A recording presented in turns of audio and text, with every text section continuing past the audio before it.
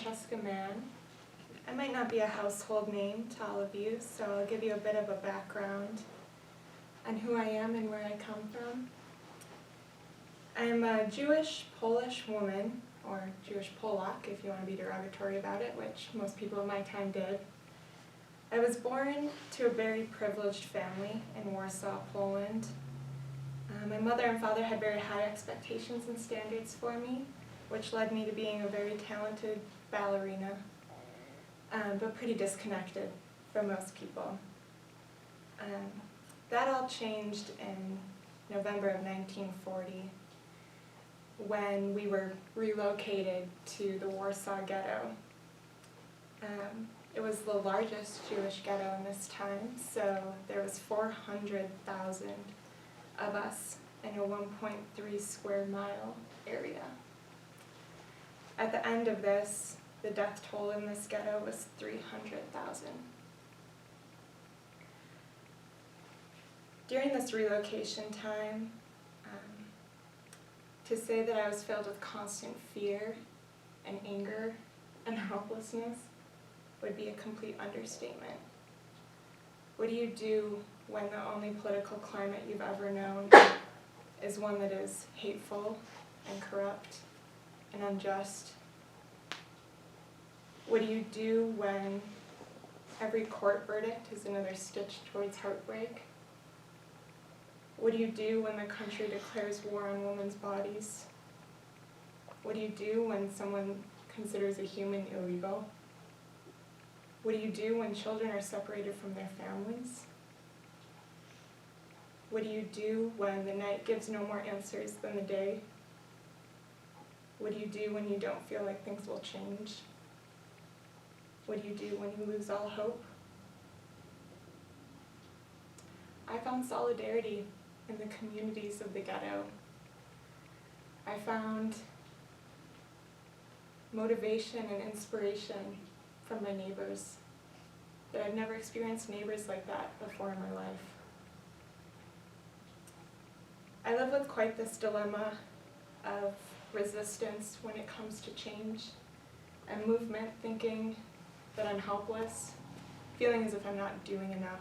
So on top of that helplessness, I feel this guilt constantly that I'm not rising up like I should be.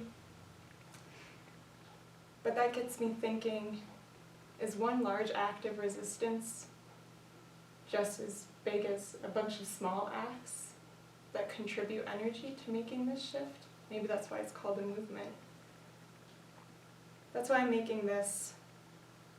We're all part of the movement here in the ghetto. We're creating an underground uprising, and this is an armband for the uprising. Feeling like you're stitching an armband doesn't feel like you're contributing much to the movement, but it provides a symbology of support and community and the exact thing that I needed to become mobilized. This is a Polish anchor, and for me that symbolizes that we're grounded in each other and anchored in one another, and with this anchor we can never be uprooted. During our different acts of resistance and attempting to mobilize the uprising, I was deported to an extermination camp in the summer of 1942. And amidst feeling community and camaraderie for the women and children that I've fallen in love with and made a community with, we were all put on the train together, and we knew from the rumors exactly what was going to happen. And that's what, also in this change of heart and how I view what I'm doing, is if I feel like I'm making the right choice with my intuition, then I know it's the right choice. And that's what led me to my final act, my last act. When we got off the trains at Auschwitz and we were being separated into the showers that we knew weren't showers, I looked around at all the women who had been strong for me, and I knew what I had to do. And so we were being harassed and violated and pushed around by these Nazi soldiers, and we were forced at gunpoint to strip down in these showers. And I knew at this time that I could use the prejudice as a weapon. I could use the prejudice towards women as power.